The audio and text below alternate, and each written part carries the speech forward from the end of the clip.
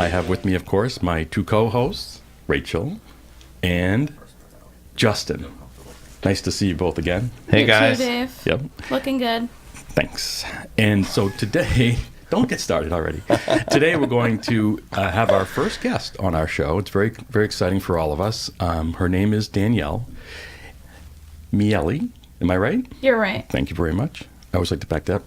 Danielle Miele is a graduate gemologist. She's been in the jewelry industry for quite some time and has built quite a following, actually, on her own blog that she's been doing, I believe, over 1,600 blogs, at this point, and has been very successful.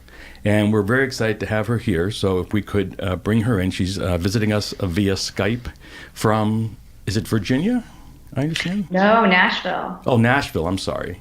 Well, thank you for being with us. I'm excited to be here, and I'm glad to be your first guest. I didn't realize I was the first. Well, So I'm it's a great nervous.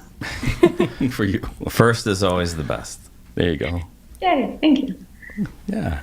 So I just wanted to get things started. I am just curious to know, and have you kind of tell us a little bit about your background and kind of how you got started in the jewelry industry, number one, or with your fascination for jewelry, and how you got together and started blogging about it. I read about it. It was a very interesting story. Thanks. Yeah, I feel like I've always loved jewelry since I was younger. But professionally, I went to college and did the whole let's play it safe, let's get a degree in teaching, have a job, have my summers off and a steady income, that sort of thing. That's kind of like what my dad always kind of told me to do. And I love kids, so that's what I wanted to do. And it wasn't until I graduated and did the whole for 5 years plus and all that money, and realized that teaching really wasn't for me. And I've always had this love for jewelry, and I just never was able to explore it. So it kind of was all about timing for me. And it was July of 2008. As a family, we had lived in the same house for over 23 years. We never moved. And we decided to take a leap of faith and all move as a family to Nashville, Tennessee. And I didn't know anyone in Nashville. I didn't have a job. I didn't have a car. We left probably 80% of our possessions back in New York and just sold them off and started our new life in Nashville. And so I had a ton of free time on my hand. So I basically just started wanting to do something with my love for jewelry. And my boyfriend at the time, I would always send him hyperlinks and different, rings I would find online, and I would send him emails all throughout the day while he was at work.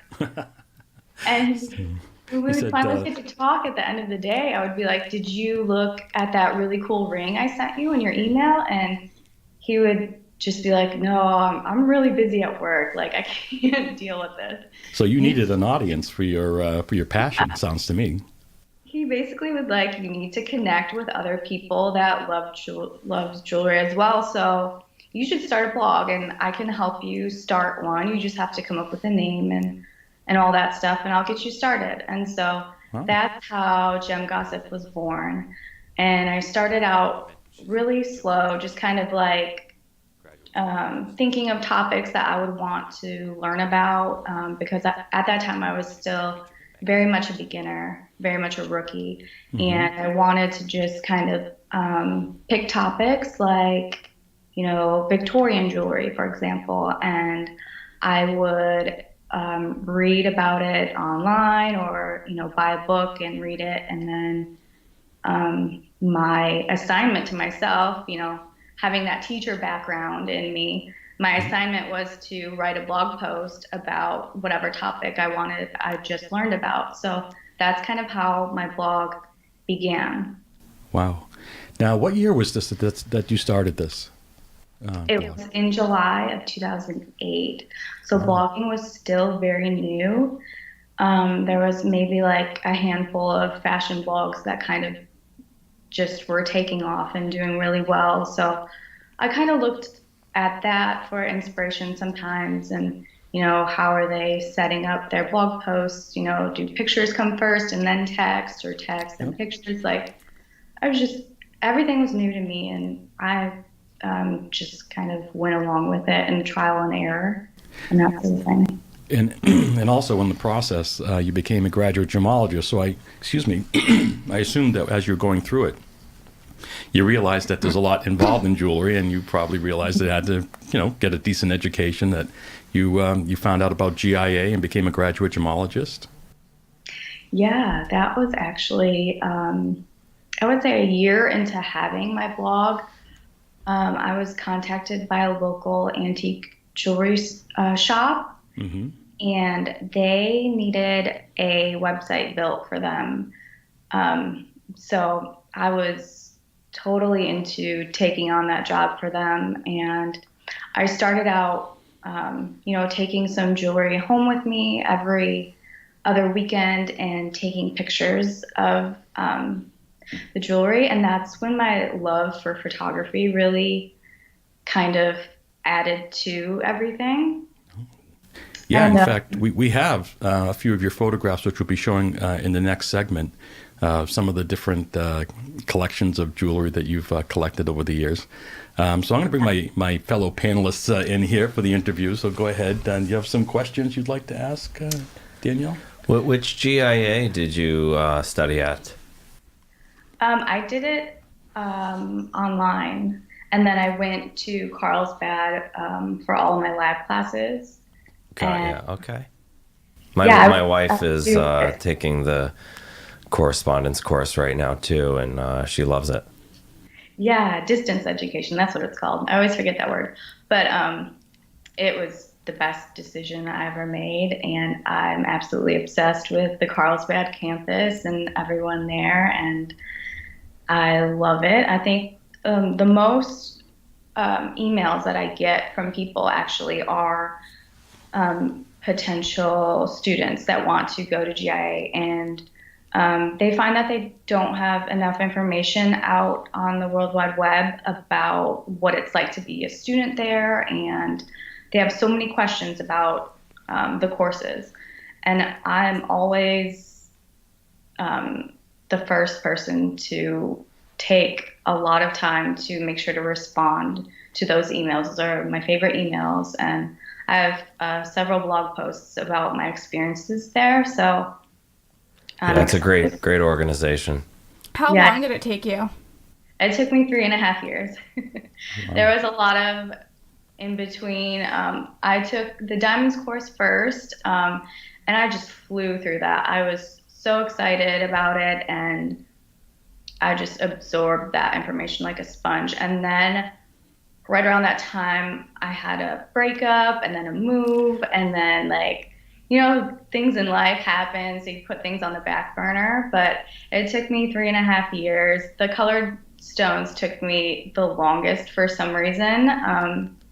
There's just so much information, and there's so many stones, and it's just like you want to enjoy it. A part of me kind of didn't want to go through it fast as well.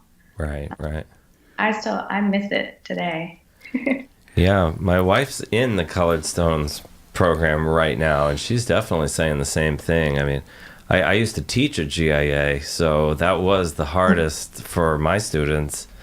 Like gem ident or the Well, actual color? the whole thing with color, Yeah. gemite dent, colored stone grading, all the the diamonds course, like Danielle said, you fly right through. Yeah. You know what's Yeah. interesting is there aren't that many gemologists out there. And, we try to educate our viewers on how important it is to, when you go into a jewelry store, to find someone who's knowledgeable and ask these kinds of questions. And this is why, because it's not a simple thing to be a gemologist. It takes a lot of training, takes a lot of time, a lot of effort in order to do that. And most people that work in jewelry stores, and I think, Danielle, you visited quite a few of them in your travels, you don't find a lot of people who have actually taken the time to educate themselves, even though they're in the business. It's kind of scary. Yeah, I agree that 20 stone exam, it's a tough exam, and it's a small group, I would say, that can get through that. And when I was into taking the exam, you realize like this is an honor. Like once you pass that test, that was like the most proud I've ever been, and I think a lot of GGs can agree. They say that 20 stone test is as difficult and as stressful as the bar exam. Well, and explain why. A lot of people don't realize this is the only test in the world that I've ever heard of where that the passing grade is 100. That's right. Yeah, you get 5 chances to pass it.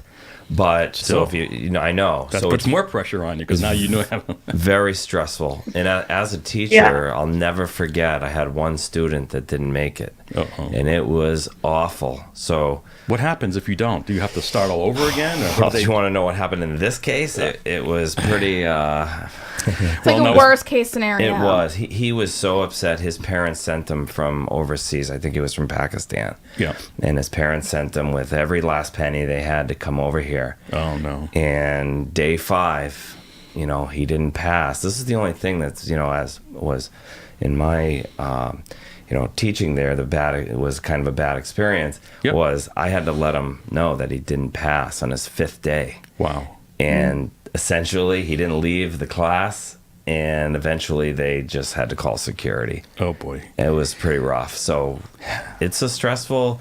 They say it's as stressful as the bar exam, if not more. And they don't tell you what you got wrong. You just have to do the 20 different stones all over again. Well, the next day you get another 20 stones that are completely different. So if you get one wrong the first day. Yep, and they starting. explain it just like in the industry. If you're out there and you're looking at you're putting a deal together and you're trying to buy a $100,000 sapphire or whatever, and you get a synthetic stone. That's it. It's game over. You can go out of business, and so you don't get a second chance. Okay. Well, I'm glad we got to talk about that because I think it's really important. And I was very impressed by the fact, Danielle, that you had actually taken the course and as a part of the group here. So it's really great that you took the time to do that and really educate yourself. So tell me a little bit more about it's Gem Gossip, correct? Is the name of your blog? Yes, gemgossip.com. And I also know that you've done close to 1,600 posts at this point. I've written 1,600 blog posts. Yep. Wow. So how often do you do them? I mean, does it the same? Do you do a few a week, or does it just depend on what's going on? How do you do that? It does. It depends. It fluctuates. I would say it depends.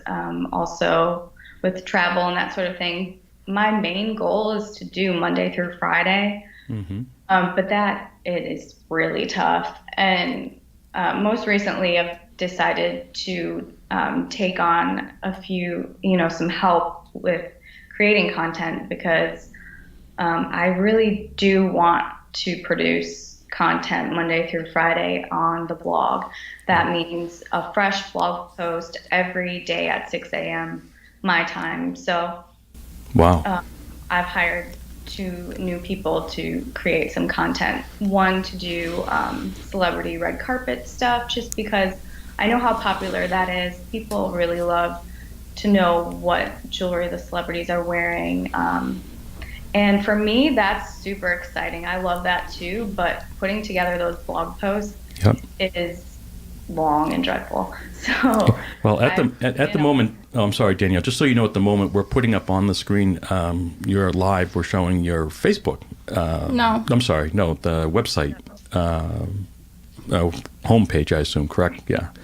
And we're just kind of scrolling through it right now, and I see, is that a model or is that a famous person? I see her wearing a pearl necklace, bracelet, earring set. That is a model from a jewelry campaign, the jewelry line that I did a Q&A interview with. Okay. That's their line, and that's their professional shots. Oh, wow. That's really nice. That's very nice. Danielle, do you appreciate newer, more contemporary jewelry or more of the estate jewelry designs? It's hard to say, but because I love both so much. But if you look at my collection, you would say 100% antique and vintage jewelry, and that's kind of where my love for jewelry started. It all began. Now you're talking. Something like, That's one of Justin's favorite things is the estate jewelry part of our business. yeah. Well, me too. Yeah, I like how you're talking. It's the thrill of the hunt and, not knowing if you'll ever see a piece the same as that. And it's really. And do you buy and sell estate jewelry, personally? I have such a crazy collection that I've decided to sell a lot. So, I mean, recently I've sold like over 100 pieces of mine. Where do you typically sell them? Is it online only? Yeah, I have actually created a separate Instagram account and handle just for my inventory page. It's Shop Gem Gossip, so people can go there and at any time and see the current inventory that I have, and everything's listed. You've got the description, the size, and the price. So prices are all listed. For me, that was a huge thing. I know a lot of people don't like to list prices, on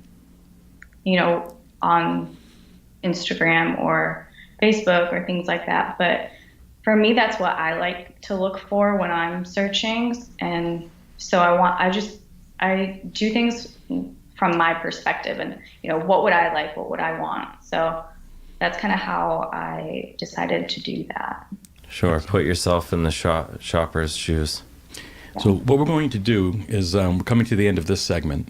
And then when we come back, we're going to talk to Danielle about her jewelry road trip projects that she's done, which is really kind of interesting. And I really want to hear about that aspect of what you've done and evolved your blog into a traveling opportunity. And it sounds like a great fun. So we'll be back in 1 minute and continue on our conversation with Danielle.